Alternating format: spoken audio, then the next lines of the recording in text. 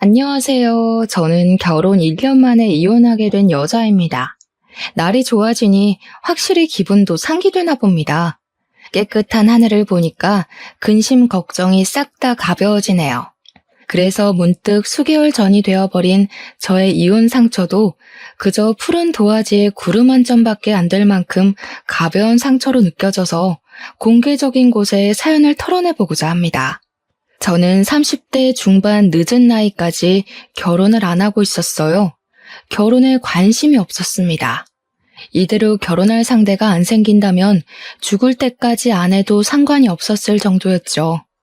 그런데 저희 가족들의 입장은 아니었어요. 가족들은 가족이 있어야 얼마나 안정감 있는 삶을 살 수 있는지, 또 미래를 외롭지 않게 보낼 수 있는지 알기 때문에 매번 제게 결혼을 부추겼습니다. 부모님의 그런 마음은 이해가 되었어요. 부모님은 아마 외동인 제가 먼 훗날 혼자 남겨질 게 걱정이 되셔서 그랬을 겁니다. 저도 그게 겁은 날 것 같지만 그렇다고 오지도 않은 날을 위해 원치 않는 삶을 준비하고 싶진 않았어요. 그만큼 아직 제가 마음의 준비가 안 되었다는 뜻이었겠죠.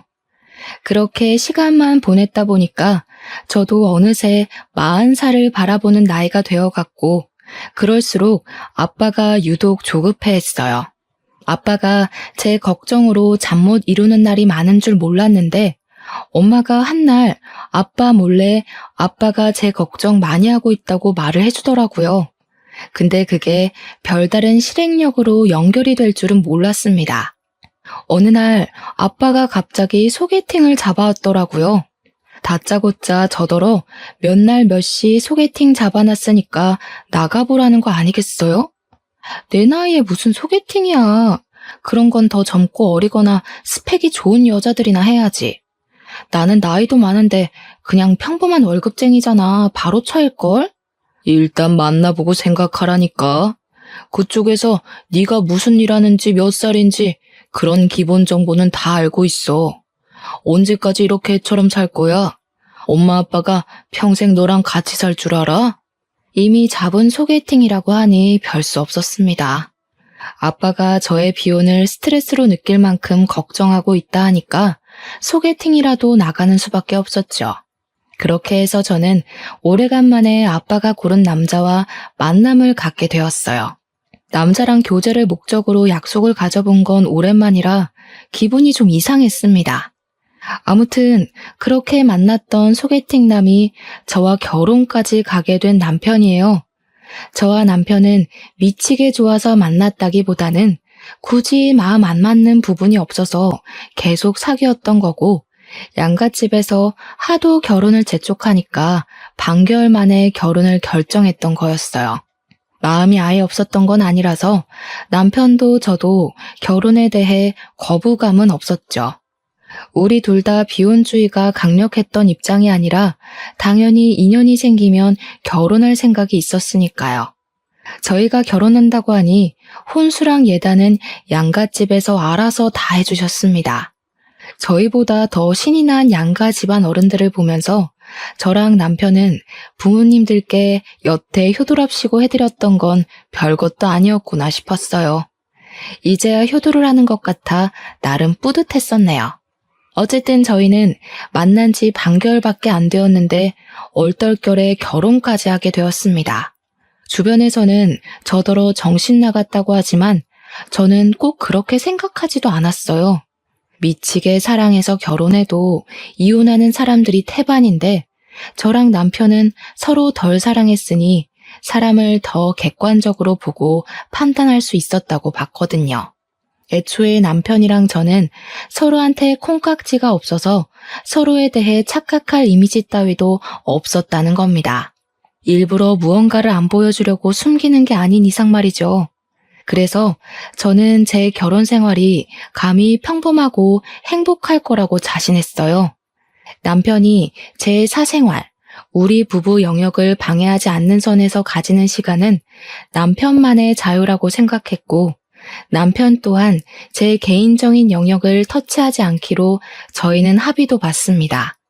이런 건 서로 덜 사랑이기 때문에 덜 집착할 수 있어서 가능했다고 생각했어요. 이렇게만 존중하고 산다면 당연히 갈등 횟수는 자연스레 적을 수밖에 없다고 봤죠. 그런데 신혼여행 날부터 본의 아니게 당황스러운 상황을 목격했는데요. 그로 인해 제가 살짝 역정을 냈었어요. 남편이 씻지도 않고 침대에 눕더라고요. 씻고 누우라니까 피곤한 목소리를 하면서 저보고 먼저 씻으라대요. 그렇게 피곤하면 먼저 씻고 나와서 먼저 자라고 했거든요. 그런데 그건 곧 죽어도 싫다더라고요. 이유는 단지 피곤해서였어요. 할 수 없이 제가 먼저 씻었습니다. 남편 피곤할 테니까 배려해서 일부러 서둘러 씻고 나왔어요. 그런데 남편 상태가 어땠는지 아시나요? 그 더러운 몸뚱어리로 이불을 돌돌 감아서 자고 있는 거 아니겠습니까? 심지어 이미 잠옷으로 갈아입은 채 말이죠. 잠옷으로 갈아입을 정신이 있었으면 먼저 씻으러 갈 것이지. 우리가 좀 오래 돌아다니긴 해서 피곤한 건 이해하겠는데 그렇기 때문에 더 씻고 자야 된다고 생각했거든요. 바깥 먼지도 둘러쓰고 땀도 흘렸단 말입니다. 그런데 남편은 찝찝하지도 않은지 그대로 잠들어 버렸더라고요. 제가 깨워도 꼼짝도 안 할 만큼 기절해버린 거 아니겠습니까? 일부러 안 일어나려는 것 같기도 했어요. 나중엔 결국 제풀에 지쳐서 저도 포기해버렸어요. 피곤하니까 어쩔 수 없다 생각하고 남편을 이해해줬죠. 근데 남편이 다음날도 샤워를 안 하고 그냥 누우려고 하더라고요. 그건 좀 아닌 것 같아서 제가 필사적으로 침대를 막아섰습니다. 또 안 씻으려고? 좀 씻어. 어제도 안 씻었잖아. 찝찝하지도 않아? 자기한테서 땀냄새 엄청 나거든? 에이, 무슨 땀냄새가 난다고 그래. 가는 곳마다 에어컨 있어서 땀 생겨도 금방 다 증발해버렸는데. 지금도 만져봐봐. 안 끈적거리잖아.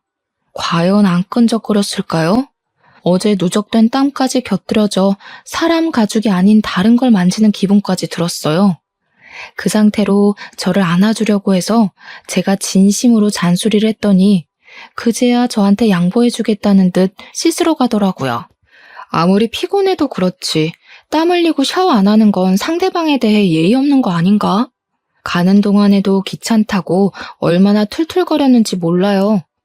남편이 저렇게까지 귀찮아하는 모습은 처음 봤을 정도였습니다. 신혼여행 일주일 내내 제가 남편한테 씻으라는 말을 몇 번이나 했는지 모르겠어요. 연애 때는 전혀 그런 적 없었거든요. 물론 우리가 같이 해외여행을 갔을 만큼 장기간 연애를 해본 건 아니라서 원래 이런 사람인데 제가 몰랐을 수도 있어요. 그래서 남편한테 원래 그리 잘 안 씻냐고 직설적으로 물어봤는데요. 씻지 왜 안 씻어? 사람이 안 씻고 어떻게 사냐? 네 반응이 재밌어서 괜히 장난치려고 그러는 거야. 그 말에 진심으로 긴장했던 마음을 놓았던 기억이 나요.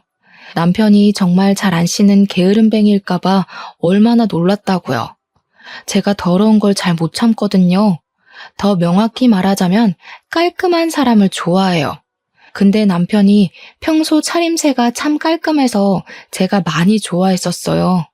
그건 남편과 결혼하기 전까지 반개월 연애하면서 제가 많이 칭찬해줬던 부분입니다. 그래서 남편이 신혼여행 오자마자 갑자기 색다른 면모를 보여주길래 당연히 진짜 모습이란 생각을 못했죠. 그렇게 깔끔하던 사람이 순식간에 더러워지다니 단순히 신혼여행만의 문제라 생각하며 신혼여행 다녀오고 나서 남편 등짝을 한번 패주는 걸로 그 문제를 넘겼습니다. 그런데 혼란스럽게도 남편은 신혼여행 이후로도 더러운 짓을 멈추질 못했어요. 제 반응이 재밌다는 걸 핑계로 일부러 더 더러운 짓을 계속 자처했습니다. 그때마다 제가 남편을 질책하면 남편은 그저 미안하다고 실실 웃을 뿐이었죠. 그래도 그때까지는 여전히 남편이 장난치는 거라 생각했었어요. 그러나 본격적인 부부 생활을 시작하면서 저는 남편이 씻는 것에 진심으로 게으르단 걸 알게 되었습니다. 제 반응 때문에 장난치는 것이 아니라 제 반응을 핑계대면서 진짜 귀찮아하는 것이란 걸 눈치챘단 거죠. 어느 날 하루였어요.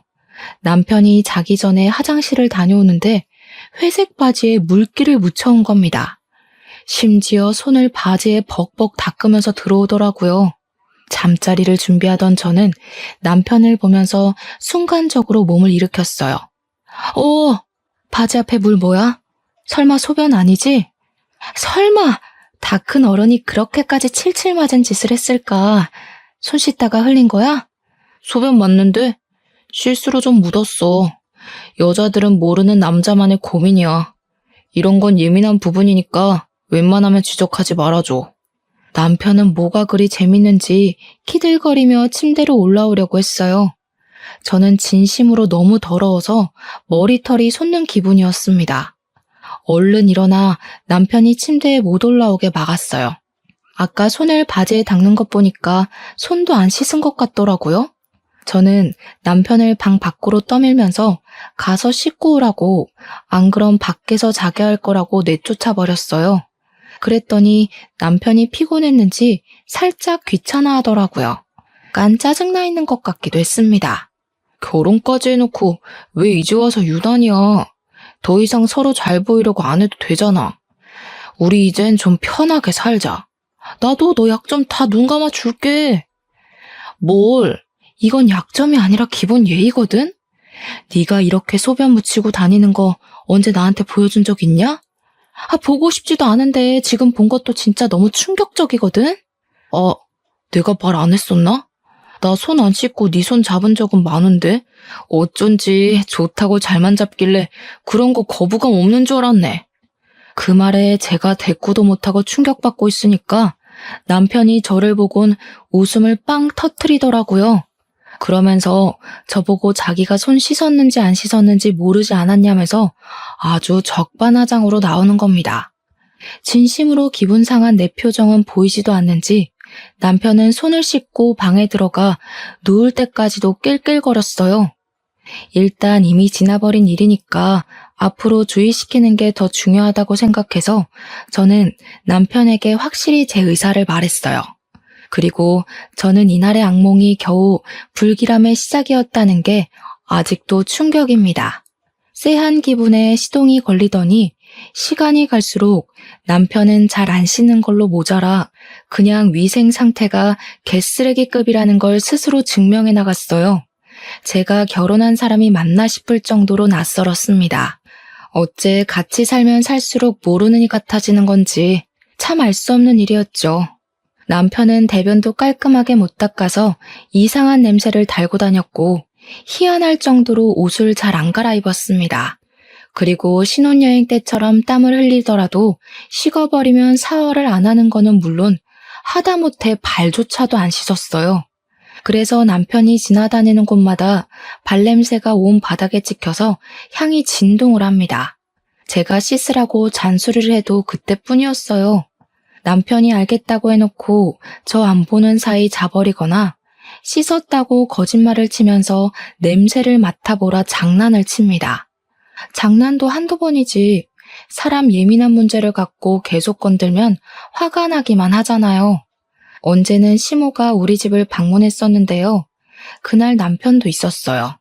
마침 남편이 발톱 갖고는 손이랑 발을 안 씻고 자꾸 다른 물건을 만지더라고요. 그래서 잘 됐다 싶어 제가 약간 장난식으로 시모한테 남편 발 좀 씻으라고 말해달라 했거든요. 사람 사는 게 다 저렇지 뭘 그러니. 나 물건 만지는 것도 아니고 가족 건데 너 벌써 남편 머리 위에 서려고 기강 잡는 거냐? 아무리 가족이라도 남편은 발에 무좀도 있어서 냄새가 더 심하단 말이에요. 근데 그걸 씻지도 않고 그 손으로 이것저것 만진다고 생각해 보세요. 다들 가족이란 이유만으로 이거 다 포용해 주나요? 저는 이때 시모가 남편을 너무 감싸고 돌길래 굉장히 뻘쭘해서 입을 다물어 버렸지만 시간이 좀 지나서 생각해 보니 아무래도 시모 마인드가 이해하기 어려웠어요. 아들이면 악취고 뭐고 다 예뻐 보이는 건가? 대체 자식의 사랑은 어디까지 뻗칠 수 있는 건가? 그런 생각을 했었습니다. 남편의 문제는 늘 심각하다 느끼고 있었지만 제가 언제 가장 심각함을 느꼈냐면요. 아무래도 신혼집이니까 저희가 집들이를 해야 했거든요. 각자 친구들을 초대했는데 남편 친구들은 잘 왔다가 갔어요. 그런데 제 친구들이 기분 좋게 집을 찾아온 날 사달이 나고 말았습니다. 다들 저희 집을 들어오자마자 갑자기 표정이 이상해지더라고요. 그러면서 신발장 앞에서 주춤거리는 겁니다. 이런 말하기 미안한데 왜 집에서 외국인 암내가 나니? 나 이런 냄새 중국에서 교환학생 다닐 때 지하철에서 맡아본 것 같은데? 야, 여기서 어떻게 살고 있어? 진심으로 토할 것 같아. 그냥 나가서 집들이 하면 안 되겠니? 친구들 반응 때문에 제가 얼마나 당황했는지 모릅니다. 친구들은 집안에서 진동하는 액취증 냄새 때문에 마치 남의 겨드랑이에 파묻혀 있는 것 같다면서 급기야 한 친구는 숨쉬기 어렵다고 못 참고 나가버렸어요. 결국 환기 다 될 때까지 우리 집에 아무도 못 들어가겠다는 사태가 벌어지고 말았습니다.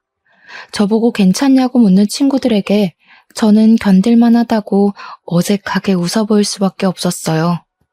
사실 저는 악취가 나는지도 잘 모르고 있었습니다. 일단은 냄새가 심하다고 하니 창문을 열고 급히 환기를 시켰어요. 그동안에 2시간가량은 친구들을 데리고 밖에서 놀아야 했죠. 제가 그때 얼마나 쪽팔렸는지 몰라요. 창문 열고 바람 냄새 맡다가 거실 안으로 들어가니까 묘하게 액취증 냄새가 나긴 나더라고요. 근데 사실 긴가민가 했었어요. 근데 저는 긴가민가하게만 느껴졌다는 것이 더 화가 나더라고요. 친구들은 숨을 못 쉴 만큼 괴로웠던 냄새라는데 저는 그 냄새에 익숙해져서 몰랐다는 거잖아요. 그 정도로 그 더러운 냄새에 적응된 제 자신이 너무 끔찍했습니다. 언젠가는 그 냄새가 곧 제 냄새가 될 수도 있는 거고 저도 모르는 사이 제 주변 사람들에게 안 씻었다고 억울한 누명을 쓸 수도 있는 거 아닙니까? 생각만 해도 기분 나쁘고 충격이었어요. 별거 아닌 것 같아 보이지만 집안에 존재하는 모든 것에 이상한 냄새가 밴다고 생각해 보세요. 이거 생각 외로 골치 아픈 문제입니다. 아무튼 환기가 되긴 했어도 가구들의 배인 냄새까진 어쩔 수 없어서 친구들은 잔잔한 액취증 냄새를 계속 느껴야 했습니다. 그 때문에 저희는 제대로 된 술자리를 갖지 못했어요. 친구들이 음식에서 액취증 냄새가 나는 기분이라면서 입맛이 뚝 떨어진다고 하더라고요. 저 같아도 음식 먹는데 겨드랑이가 떠오르면 입맛이 없어질 것 같거든요. 친구들이 대체 이런 냄새 왜 나는 거냐고 저한테 조심스레 물어보기도 했는데요. 그때 저는 순간 제 남편을 언급하는 게 창피해서 사실을 숨기고 말았어요. 잘 모르겠다고 그리만 둘러댔죠. 그러니 친구들은 장난친다고 혹시 외국인 우렁각시 사는 거 아니냐, 외국인 하숙생 있는 거 아니냐, 남편이 외국인 아니냐, 온갖 외국인 얘기를 다 갖다 붙였습니다. 저도 부산에 놀러가서 해운대의 한 실내 공간에서 외국인 특유의 겨드랑이 체향을 맡아본 적이 있거든요. 그들이 있던 공간에만 들어가도 그 냄새가 가득하더라고요. 친구들이 대충 무슨 기분을 느끼고 있는지 알 것 같았어요. 그래서 우리 집에 오래 있다가 가라는 말도 할 수가 없었습니다. 저는 결국 악취 때문에 집들이를 망치게 되는 사태까지 벌어졌어요. 그렇게 씻어달라 부탁했던 남편은 친구들이 집들이 온다고 했던 그날도 씻지 않았습니다. 퇴근하고 집에 들어오자마자 남편은 친구들한테 인사만 하고서 바로 안방에 들어갔어요. 아마 또 씻지 않은 몸으로 침대에 올라가 누웠겠죠. 상상만 해도 이미 저의 한계치가 턱 끝까지 차올랐습니다. 그 시점 안방에 있던 남편이 코미디 프로그램을 보면서 웃는 목소리가 들리더라고요. 더는 못 참겠던 저는 한 소리 하기 위해서 안방으로 향했어요. 문을 열었더니 남편이 무좀 걸린 발을 긁으며 그 손으로 리모컨 만지는 걸 목격했습니다. 저를 본 남편은 친구들 잘 보내줬냐고 속 편한 소리만 해댔어요. 저는 이대로는 더 이상 변화가 없을 것 같아서 결국 남편한테 최후의 선언을 하였어요. 아무래도 당신 좀 심한 것 같다. 이렇게 살다간 나까지 후각이 고장날 것 같아. 당신 병원에 날 잡아서 액취증 수술하러 가자. 뭐? 뭔 수술? 내가 수술을 왜 해? 나 얼마나 건강한데. 그리고 쓸데없이 겨드랑이 뭐하러 수술하냐? 돈이 남아 돌아? 사람 죽는 것보단 돈이 빠듯한 게 나아. 지금 이 방에도 악취가 진동을 한다고. 내 친구들이 오죽했으면 우리 집에 외국인 사냐고 물었겠어. 그 와중에 남편이 무좀을 얼마나 긁었으면 까만 이불에 발에서 떨어진 각질들이 나뒹굴고 있었습니다. 그마저도 제 눈에 엄청 거슬렸어요.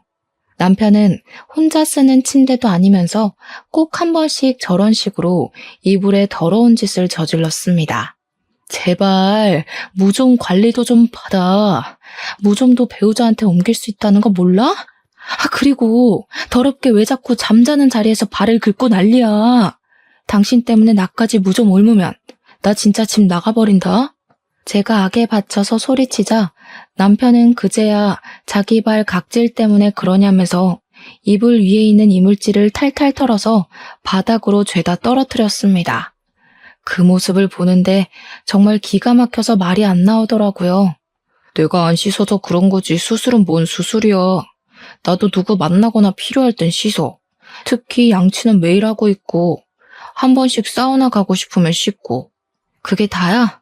고작 그런 걸로 떳떳하다 자랑하는 거냐? 다른 사람들은 매일 씻는 걸 도대체 당신은 왜 못해? 매일 씻는 건 상식이라고. 그거 다 편견이야. 나 봐. 매일 안 씻어도 엄청 건강하잖아. 그리고 씻어봤자 일하러 가면 5명 보는 게 다인데 뭐하러 굳이 때 빼고 광내겠어? 남편은 부동산 사무실에서 일하고 있습니다. 찾아오는 사람이 그리 많지 않아서 출근하면 잠만 잔다는 걸 우연히 들었어요. 남편이 복장은 깔끔하게 입는 편이라 사람들이 겉으로 보기엔 멀쩡한 줄 압니다.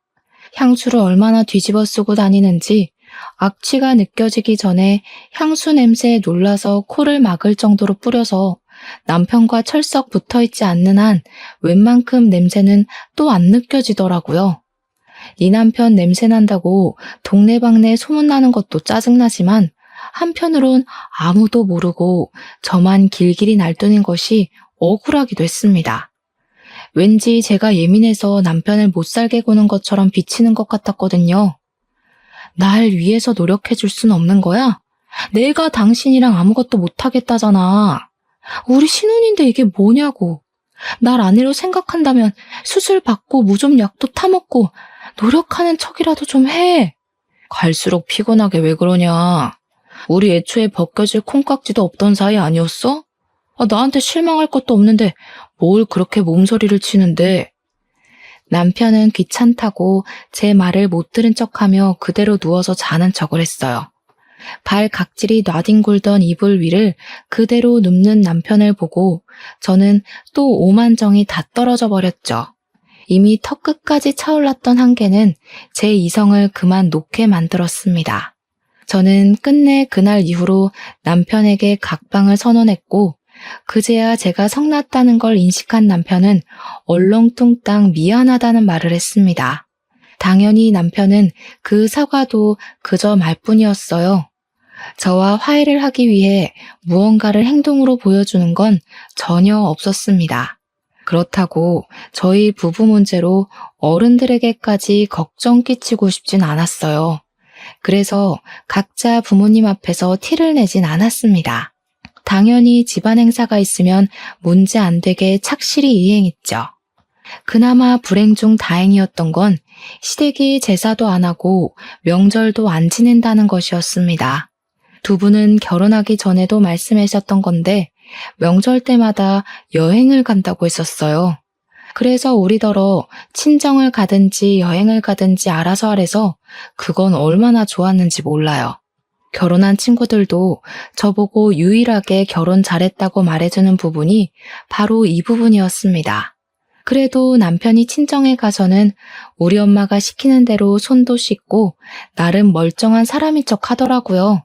근데 그걸 보니 문득 나랑 연애할 때도 내가 보는 곳에서만 저런 식으로 멀쩡한 사람인 척 했겠구나 싶은 겁니다. 그 순간 잠깐 다스리고 있던 감정이 울컥 올라올 뻔했습니다. 뭔가 속아서 결혼한 기분이라고 해야 하나요? 신중하지 못해서 어른들 등살에 밀려 바로 결혼을 선택해버린 제 실수도 문제였지만 남편이 솔직하게만 말해줬어도 여기까지 오는 일은 없었을 텐데 아무리 생각해도 화가 났어요. 친정에 있는 동안 내내 이걸 부모님한테 일러바쳐서 합가를 해야 하나 심하게 고민했습니다. 그러나 결국엔 또 고민뿐이었죠. 그렇게 무려 5개월이 더 지났고 저랑 남편은 그때까지도 각방을 쓰고 있었습니다. 중간중간 남편이 몇 번 화해 시도를 했었거든요. 그런데 그때마다 제가 의견을 굽히지 않고 수술하라 했더니 남편이 끝까지 수술은 하기 싫다고 하더라고요. 자기는 그 정도로 심각한 사람이 아니래요. 안 씻어서 그렇지 씻으면 없어질 냄새라나 뭐라나. 그래서 그럼 매일 씻으라고 하면 그건 또 뭐라고 변명하는 줄 아십니까? 지키지 못할 약속을 해버리면 나중에 제가 더 크게 실망할까봐 감히 약속을 못하겠다고 하는 거 아니겠습니까? 말만 미안하다 할 거면 왜 자꾸 저한테 말을 거는지 모르겠어요. 저는 남편의 반복적이고 똑같은 패턴의 사과를 더 이상 들어주지 않기로 했습니다. 그러니 제 태도에 기분 상한 남편이 우리 사이의 갈등을 끝내 시모한테 일러바쳤나 보더라고요. 아니나 다를까. 시모가 직접 우리 집까지 행차하신 거 아니겠어요? 생긴 건 길바닥에 떨어진 음식도 주워 먹게 생긴 것이 어지간히 깔끔 떠는 편인가 보구나. 우리 아들이 뭐가 더럽다고 수술까지 하라 그랬니? 어머님 들으셨어요? 어디서 어디까지 들으셨는지 모르겠는데 일단 남편이 위생 개념이 너무 없는 것 같더라고요. 그중에서 겨드랑이 냄새는 원래 그런 건지 갈수록 더 심해지는 것 같길래 수술 좀 권유해 본 거예요. 사람이 사람 냄새 달고 다니는 게 병자 취급당해야 될 정도인 줄은 몰랐네. 너는 냄새 안 날 줄 아니? 에휴, 남편이 바깥 일하고 오면 고생했다고 밥상이나 맛있게 차려줄 것이지. 어디 냄새 난다고 구박을 해. 그게 고생의 흔적이라는 거 몰라? 어머님, 요즘 부동산에 사람 없어서 직원 급여 주기도 빠듯한 거 말 못 들으셨어요? 남편 출근하면 잠만 퍼질러 자고 온대요. 그리고 바깥일은 저도 한다고요. 적어도 같이 사는 사람에 대한 예의는 지켜야 저도 남편을 존중해줄 마음이 생기죠. 이대로면 저희 아이도 못 가진다고요. 내가 살다 냄새나서 애 못 가질 수도 있다는 얘기는 처음 들어본다. 괜히 네 몸 어디 문제 있는 걸 내 아들 핑계대면서 슬금슬금 밑밥 가는 거 아니니? 대화의 전개가 왜 이렇게 연결됐는지 잘 모르겠지만 시모는 뜬금없이 제 불임을 의심했습니다. 어떻게 결혼한 지 1년이 다 되었는데 아이 소식이 없냐고 저를 타박하기 시작했죠. 그런 시모를 보니까 뭐든 그냥 제 문제로 만들려고 하는 못된 신부가 보였어요. 그래서 솔직하게 말씀드렸어요. 자기 아들 문제는 자꾸 회피하시는 것 같길래 그 이유를 언급하면서요. 남편이 더러워서 각방 쓴 지 오래됐어요. 남편 옆에만 누우면 저절로 구역질이 나오려고 해서 도저히 한 입을 못 덮겠더라고요. 그런 사람이랑 아이를 어떻게 만들어요? 아기 씨가 이미 남편 몸 안에서 다 죽었겠어요. 또 몸은 얼마나 긁어대는지. 저희 방 이불 까만색인데 하얀 가루가 드글드글해요. 지금 보러 가실래요? 제가 시모를 앞장서 안방으로 가려고 하니까 시모가 짜증이 났는지 표정 썩히면서 저더러 건방이 하늘을 찌른다며 다짜고짜 뺨을 때렸습니다. 손찌검을 당할 줄은 몰랐기에 저 그때 상당히 당황했었어요. 대체 제가 왜 이런 문제로 맞기까지 해야 되는 건지 나중에는 억울함이 밀려오기도 했습니다. 그럼 내 아들이 여태 외롭게 지냈다는 거냐? 어디서 이런 불려우 같은 게 들러붙어선 감히 내 아들을 외롭게 만들어? 그렇게 내 아들이 냄새나고 더러우면 아예 집을 나가버리지 뭐하러 각방만 쓰고 앉았니? 말씀 잘하셨네요. 안 그래도 남편이 너무 고집 부려서 이젠 그만 포기하려고요. 도저히 어머님 아들이랑 한 지붕 아래 사는 거 구역질 나서 안 되겠어요. 여기 더 있다간 없던 병까지 걸릴 지경이라니까요. 저는 시모를 내버려 두고서 시모 보란 듯이 바로 가방을 챙기러 자리를 떴습니다. 간단히 짐만 챙겨서 나왔어요. 시모는 기가 차서 저를 지켜보고만 있더라고요. 그 순간 나가기 전에 갑자기 어떤 생각이 번뜩 떠오른 겁니다. 발길을 돌려 시모한테 다가가 냄새를 맡아봤어요. 그러니 시모가 기겁하면서 저를 기겁하면서 밀어내더군요. 아! 어머님, 어쩐지 어머님은 이 집에 오랜만에 들어오는데도 아무렇지 않길래 이상하다 했어. 어머님도 앞내 너무 심각하네요? 솔직히 말해보세요. 주변에 사람들 안 오죠? 곁에 왔다 하더라도 아마 다들 속으로 욕했을걸요? 어머님도 지금 아드님이랑 똑같이 병자니까. 뭐? 이 년이 진짜 막 나가기로 작정했나? 집 나가려니까 눈에 뵈는 게 없는 거야? 네 시엠이거든? 예의 없게 무슨 짓이야? 예의를 갖췄기 때문에 어머님이라고 불러드리고 있는 거잖아요. 대신 저 이 집 문턱 나가면 더 이상 어머님 며느리 안 할 거라서 말은 예쁘게 못해요. 근데요. 지금 보니까 어머님도 냄새 심한데 혹시 그동안 시댁 못 오게 했던 이유가 이거예요? 실제로 저는 남편과 연애부터 결혼 생활하면서 단 한 번도 시댁을 가본 적이 없습니다. 그냥 밖에서 시댁이라는 아파트 건물만 봤을 뿐이었어요. 시댁을 방문할 기회가 없었던 것도 아니었거든요. 근데 시댁과의 모든 약속은 전부 다 밖에서 해결했어요. 결혼 인사를 갔을 때도 외식을 했고, 신혼여행 다녀오고 나서 인사를 드리러 갔을 때도 외식을 했죠. 시부모님 두 분 생신을 챙길 때도 외식을 하였습니다. 제사도 안 하고 명절도 없으니 제가 몰래 시댁을 찾아가지 않는 이상 시댁을 가볼 이유가 없더라고요. 한번 가볼 마음은 있었지만 일을 다니다 보니까 귀찮아서 자꾸 미루는 바람에 그마저도 못 가봤네요. 근데 그날 시모에게서 나는 체향을 맡아보니까 설마 시댁에도 우리 집에서 나는 악취랑 비슷한 냄새가 나서 그러나 싶더라고요. 그저 추측으로 물었던 건데 시모 얼굴이 순식간에 벌개지는 것을 보니 전곡을 찌른 것 같기도 했습니다. 그건 아직도 확인되지 않은 의문이긴 하나 왠지 맞는 듯 했어요. 저는 괜히 평생 냄새에 절여서 익숙해져 온 시모가 불쌍해서 어깨를 톡톡 두들겨 주었어요. 그리곤 신발장으로 가 신발을 신었죠. 참, 손주발하셨죠? 어디서 들었는데 액취증이 유전 가능성 높다더라고요. 저 절대 어머님 집안 혈육 안 낳아줄 거예요. 애 불행하게 만들 일 있어요? 제가 볼 땐 어머님 아들은 함부로 방생하면 안 될 것 같아요. 그냥 병자 아들 끼고 끼리끼리 사세요. 괜히 남의 집 딸내미 건강 망쳐서 원망 사지 마시고요. 저의 마지막 인사말에 시모는 더 이상 참지 못하고 제게 달려왔는데요. 저 얼른 현관을 빠져나와 문을 닫아버렸습니다. 계단을 뛰어내려와 버렸죠. 실내에서 시모의 목소리가 얼마나 쩌렁쩌렁하게 울리던지 그렇게 그 집을 탈출하게 되었어요.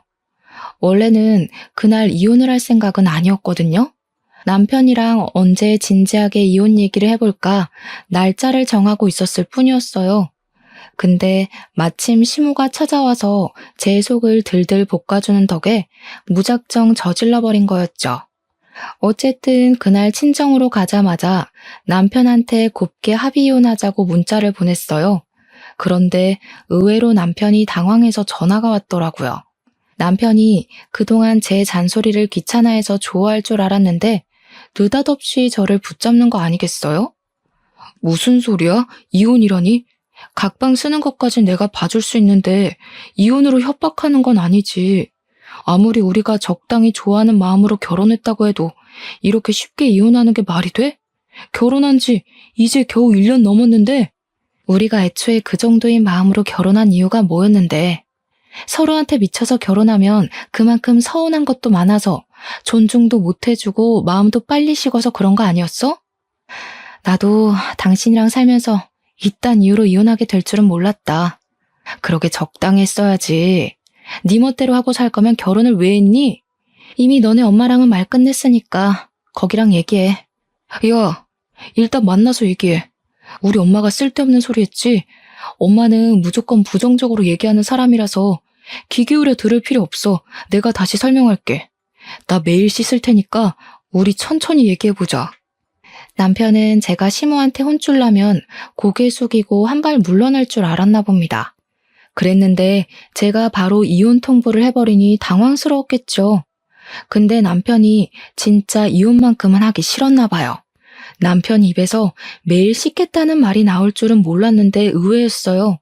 심지어 필요하면 수술도 흔쾌히 하겠다고 난리대요. 수십 번이나 기회를 줬는데 절벽 끄트머리로 내몰리니까 그제야 무서운가 보지? 그렇게까지 고집 부려야 말 듣는 놈이랑은 더 이상 못 살아. 비 맞춰주기도 싫고. 또 이미 네 엄마한테 뺨 맞은 게 기분 나빠서 어머님으로 모시고 싶지도 않아. 맞았어? 엄마가 때렸다고? 엄마가 그런 말은 없었는데. 내가 가서 혼내줄게. 내가 다 잘못했어. 너 아니면 누가 나 같은 거랑 결혼해준다고. 나 이대로 이혼하면 죽을 때까지 혼자 살아야 될지도 몰라. 그게 내가 바라는 거야. 넌 제발 결혼하지 말고 혼자 살아줘. 그 썩은 몸뚱아리를 또 누구 주려고. 너 하나 살자고 다수를 죽이는 건 좀 아니지 않아?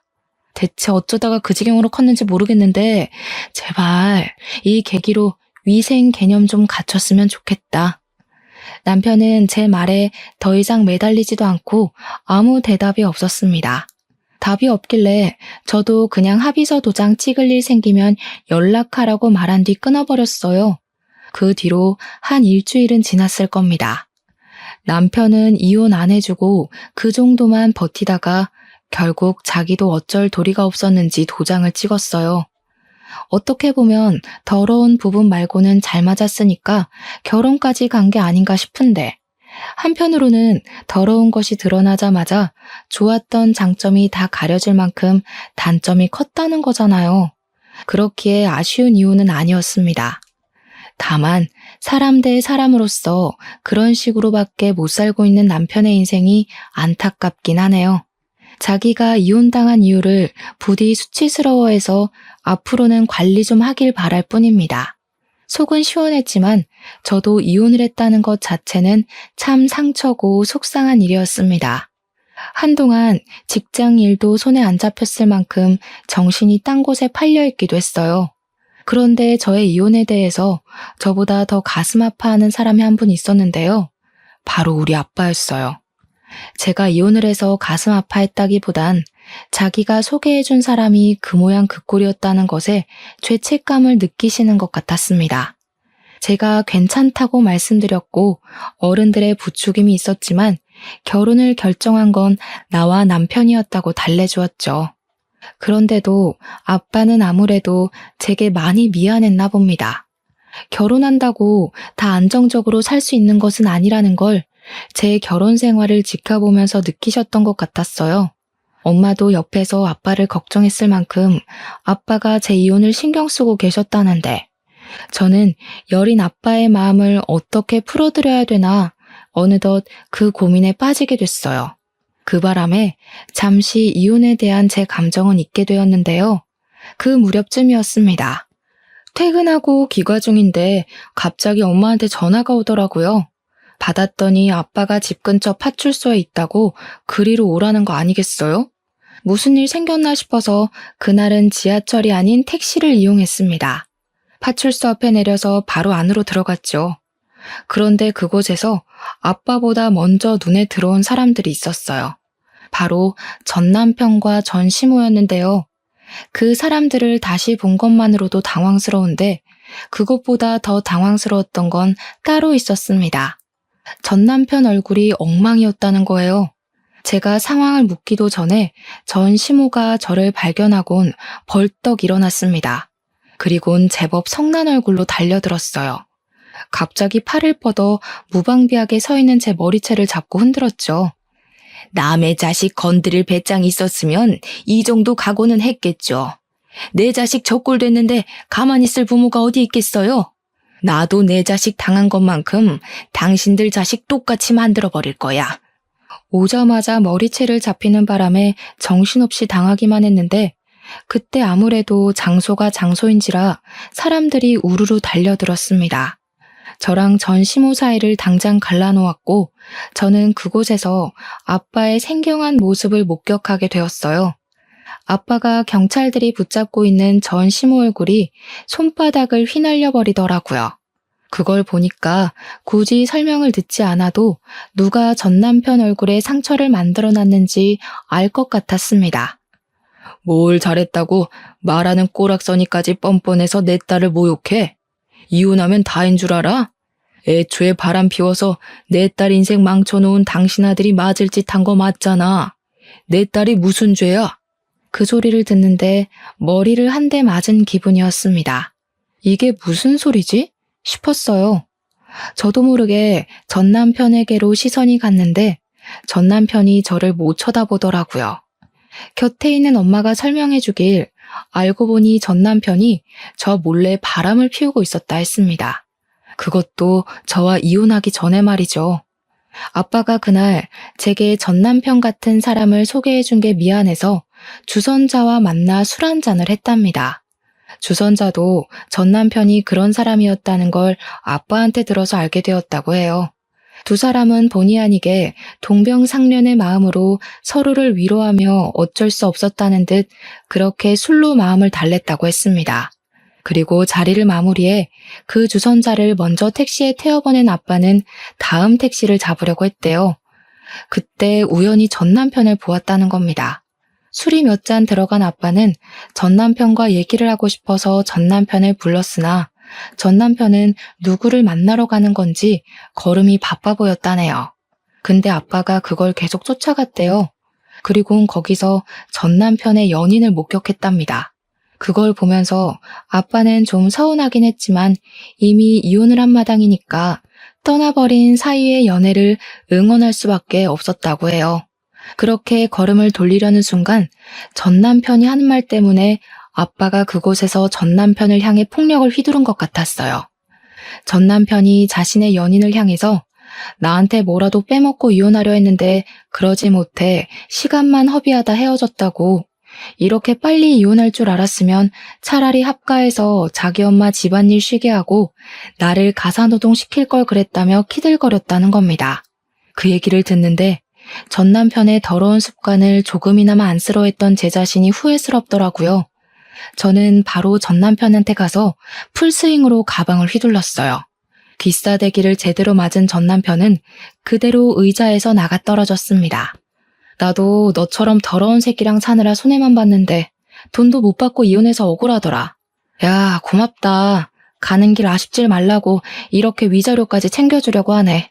덕분에 소송할 게 아주 쏠쏠해졌어. 그날로 저는 상간녀 소송을 준비하게 되었습니다.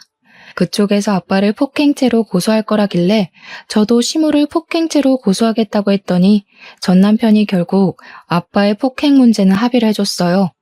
이혼으로 끝인 줄로만 알았던 관계가 드디어 끝난 거라고 봐야 했어요.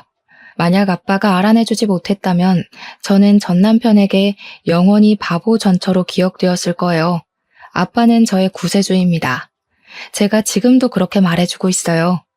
더러운 전쟁 같았던 제 사연 읽으면서 눈살 찌푸리진 않으셨는지요? 다른 무거운 고민과 달리 별 시덥지 않은 고민처럼 들렸을지 모르겠지만 제겐 일상생활이 송두리째 흔들렸을 만큼 괴로운 하루들이었습니다. 지금은 벗어나서 그저 평범한 삶이 감사하기만 하죠. 그러니 별것 아닌 것처럼 보이는 제 사연에도 응원 한마디씩 해주시면 감사하겠습니다. 들어주셔서 고마워요. 좋은 하루 보내세요.